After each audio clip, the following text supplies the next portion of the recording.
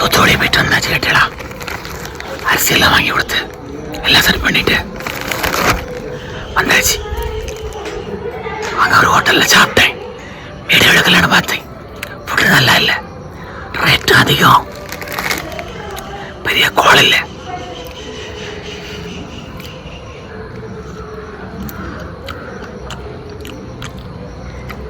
ரெண்டு கூட்டுதான். പിന്നെ കറി, കത്ത കുഴമ്പ്, സാമ്പാർ, രസം, മോര് എല്ലാം ഉണ്ട്. ബീട്രൂട്ട് കൂട്ടം, മുരിങ്ങ കൂട്ടം, അவ்வளோதான். വേറെ ഒന്നും ഇല്ല.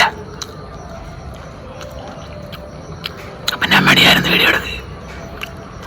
പഴക്കമില്ല ഹോട്ടലിൽ വീഡിയോ എടുത്ത് അവിടെ വിട്ടിട്ട്. ശരിയപ്പോ റസ്ക് ചായ 6 ലക്ഷം